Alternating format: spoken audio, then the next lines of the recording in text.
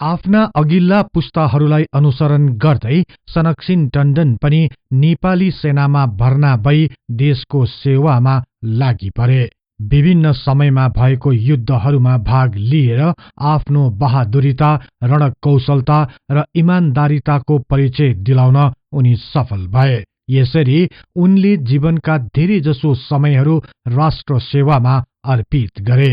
जीवनको उत्तरार्धताका उनले आफूलाई धर्म, कर्म र सामाजिक कार्यमा लगाए। काठमाडौँ स्थित गौशाला नजिकै रहेको 32 पुतलीको सानो थुम्कामा श्री रामचन्द्र मन्दिर रहेको छ। 150 वर्षभन्दा पहिले सनकसिन टण्डनले उक्त मन्दिरको निर्माण गरेका थिए। सोही समयताका मन्दिर सञ्चालनका लागि 373 रोपनी, 8 आना 3 पैसा जग्गा गुठी गरिदिएका थिए। मन्दिरकै वरिपरि पनि प्रशस्त जग्गाहरू रहेका थिए, तर हाल मन्दिरको स्वामित्वमा केवल 3.25 रोपनी जग्गा मात्र रहेको छ।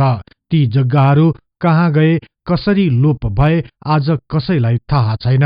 यसबारे बेला बेलामा विवादहरू उठ्ने गरेको पाइन्छ।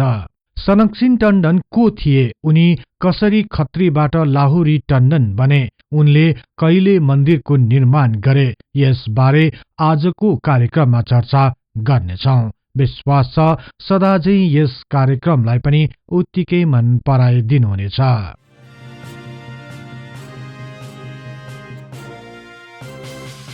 तत्कालीन राजा रणबहादुर शाहका समकालीन रहेका शशिधर खत्री राज परिवारका एक विश्वासिला व्यक्ति थिए। गुल्मी अर्घाखाँचीमा मूल घर रहेको उनले देशको स्थायित्वमा महत्वपूर्ण भूमिका खेलेका थिए। शशिधर खत्रीको 2 छोराहरू भए, जेठा सुबेदार कृष्ण खत्री र कान्छा कप्तान परशुराम खत्री। उनी कप्तान परशुराम खत्रीका 3 छोराहरू मध्ये सनकसिन जेठा छोरा थिए। उनका 2 भाइहरू देवीसिंह र इन्द्रसिंह खत्री थिए। तर केही लेखक तथा इतिहासकारहरूले सनकसिन खत्री परशुरामका माइला छोरा थिए भनी उल्लेख गरेका छन्। सनकसिन खत्रीले सानैदेखि राज परिवार र सैनिक जीवनसँग निकै नजिक भएर हुर्कने मौका पाए। परिवारका धेरै सदस्यहरू नेपाली सेनामा रहेकाले पनि सनकसिनलाई सानैदेखि सेनामा जाने रहर जागियो। उनका पिता कप्तान परशुराम खत्रीले पनि उनलाई सानैदेखि युद्ध रणनीति र रणकौशलता सम्बन्धी विशेष शिक्षा दिए। बिस्तारै उनी यसमा पारङ्गत बन्दै गए। उनी कहिलेदेखि सेनामा लागे भन्ने बारेमा त्यति स्पष्ट नभए तापनि युवा अवस्थाको सुरुवातका नै उनी नेपाली सेनामा भर्ना भएका थिए भनी केही लेखकहरूले उल्लेख गरेका छन्। विक्रम सम्वत 1896 सालको माघ महिनाताका सनकसिन खत्रीको सहोदर बहिनी नन्दकुमारीको विवाह जङ्गबहादुरसँग भयो। यो विवाहले जङ्गबहादुरको जीवनमा आमूल परिवर्तन ल्याइदियो। विवाहभन्दा अगाडि उनको जीवन साह्रै कष्टकर थियो। केही वर्ष अघि मात्र तत्कालीन मुख्तियार भीमसेन थापाको पतनसँगै जङ्गबहादुरको परिवारको पनि पतन सुरु भएको थियो। उनको परिवारलाई भीमसेन थापाको मतियारको रूपमा हेरिएकाले उनी र उनका पितालाई जागिरबाट हटाइएको थियो। यसपछि जङ्गबहादुर जागिरको खोजीमा भारत र नेपालको तराई क्षेत्रहरूमा भौतारी रहे। उनी आर्थिक रूपमा निकै कमजोर बन्दै गए। जीविकोपार्जन गर्न तराई क्षेत्रमा हात्ती खेद्ने काम पनि गरे। यतिले पनि उनलाई पुगिरहेको थिएन। उनलाई बाँच्न निकै धौधौ परिरहेको थियो। परिवारको खाँचो टार्न उनले केही मानिसहरूसँग ऋण पनि लिए। तर पनि उनको जीवन सोचे जस्तो अघि बढ्न सकिरहेको थिएन। यही समयमा उनी काठमाडौँ आए।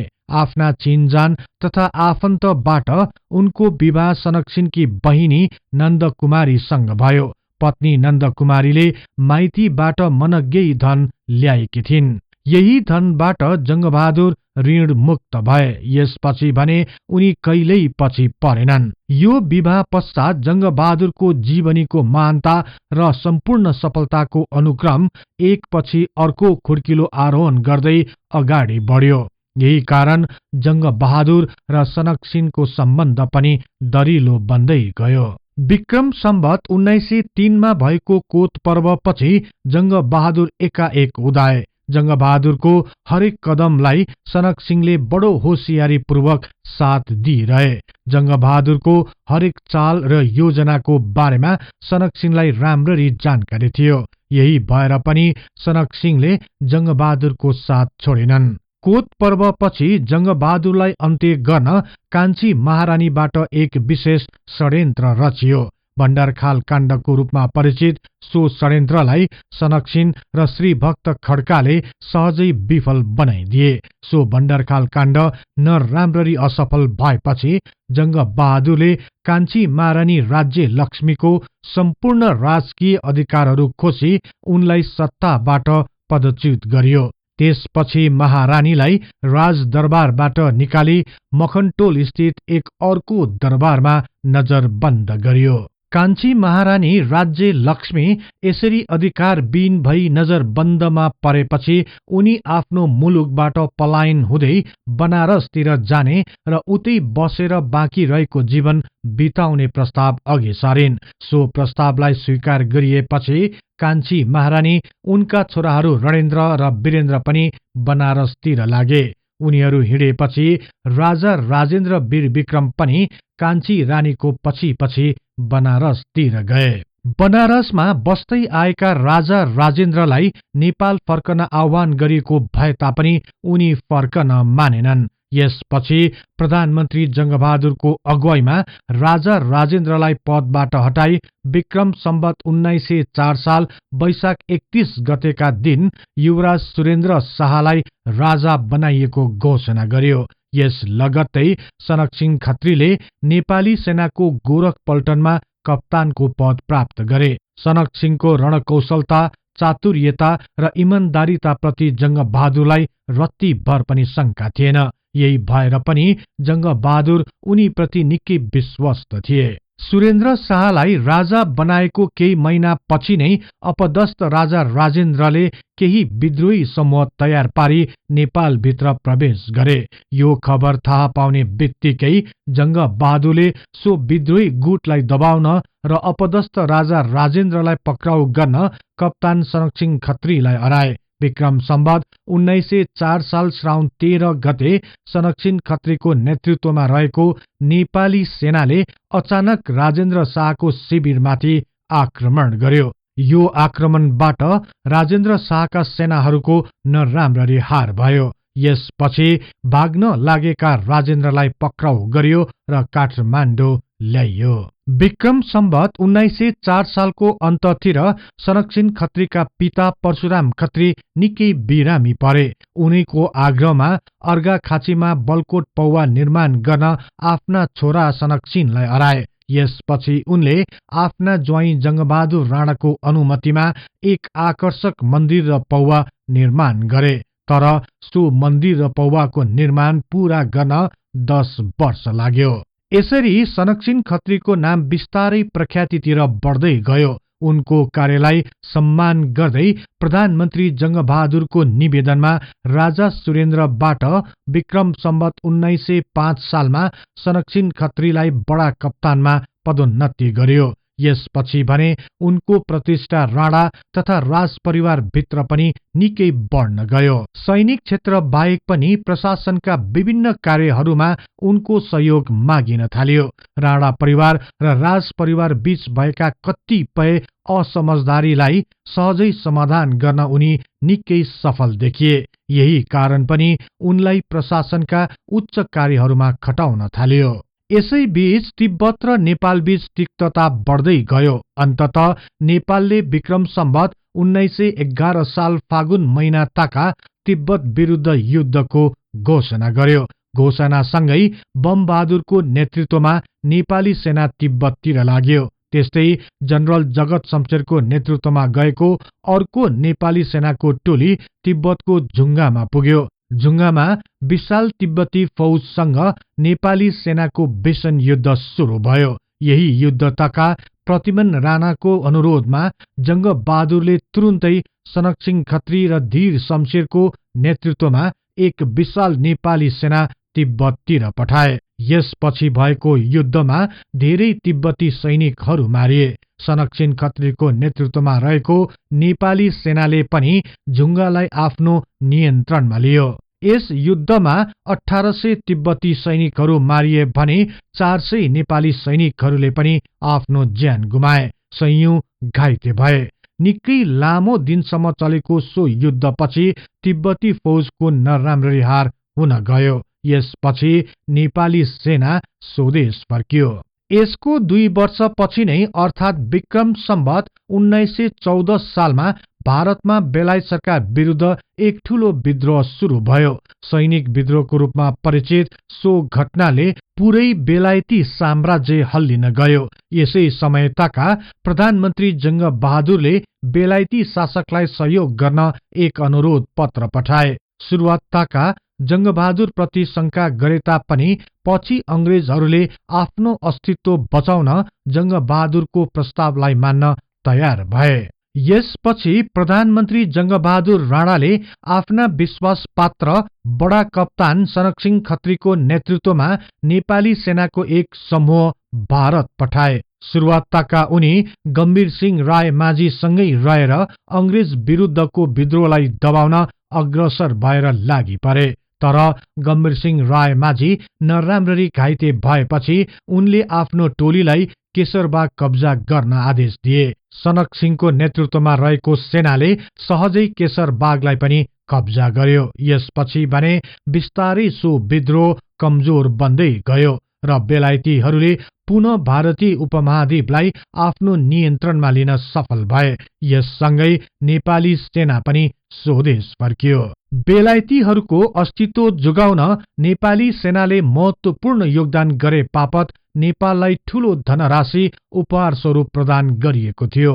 सोही बेला राम्रो कार्य गरेका कारण बडा कप्तान सनकसिंह खत्री लगायत केही सेनानायकहरूलाई पनि पुरस्कार स्वरूप रकम दिएको थियो। स्वदेश फर्किएपछि सनकसिंह खत्रीको धेरैजसो समय प्रशासनिक कार्यमा बित्न थाल्यो। यही समय ताका नै उनी खत्रीबाट लाहुरी टण्डन बने। तर उनी टण्डन किन बने भन्ने विषयमा यकिन हुन सकिएको छैन। केही लेखकहरूका अनुसार विक्रम सम्वत 1914 साल पछिका कागज पत्रहरूमा सनक सिंहले खत्री थर छोडी टण्डन लाहुरी छेत्री भनी आफ्नो नाम पछाडि जोड्न थाले। तर के कारणले उनले यसो गरे भन्ने सन्दर्भमा अझै उत्तर पाउन सकिएको छैन। केही लेखकहरूले सनक सिंहका पुर्खौली थलो पाकिस्तानको लाहोरसँग सम्बन्धित रहेकाले पनि उनले आफ्नो नाम पछाडि लाहुरी शब्द जोडेका हुन् भनी उल्लेख गरेका छन्। तर यसबारे यकिनका साथ भन्न सकिने अवस्था भने छैन। विक्रम सम्वत 1916 सालमा सनकसिंह टण्डन कमान्डिङ कर्णेलको पदमा पदोन्नति भए। यसै समयताका राजा सुरेन्द्र शाहबाट काठमाडौँ स्थित हालको 32 पुतली क्षेत्रमा 81 रोपनी जग्गा रीज बापत प्राप्त गरे।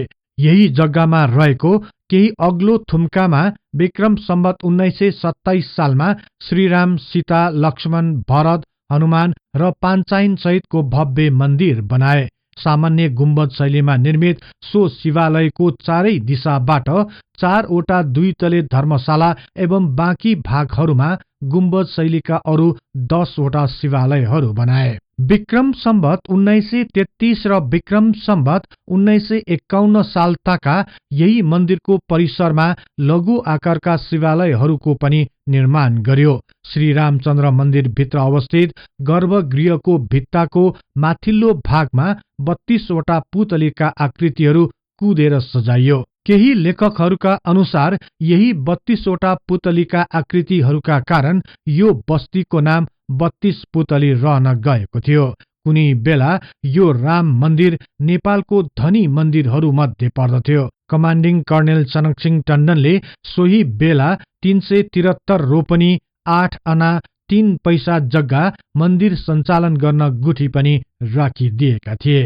यसरी जीवनको उत्तरार्धमा सनकसिंह टण्डनले आफ्नो जीवनलाई विभिन्न धर्म कर्मतिर लगाएका थिए। विक्रम सम्वत 1952 सालसम्मका केही अभिलेखहरूमा उनको कार्यहरूको बारेमा उल्लेख गरिएकाले पनि उनी सो अवधिसम्म जीवितै रहेका थिए। तर यसपछि उनको मृत्यु कहिले भयो भन्ने बारेमा अझै यकिन हुन सकेको छैन।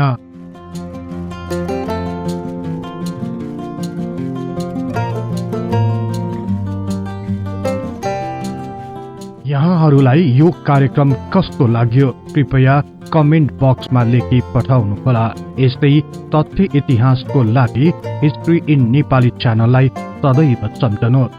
इतिहासको कुनै पनि कालखण्ड बारे तपाईलाई सुन्न र बुझ्न चाहना राख्नु भएको छ भने तल रहेको कमेन्ट बक्समा उल्लेख गर्नुहोस्। हामी सो बारे प्राथमिकताका साथ कार्यक्रम बनाउने नै छौं।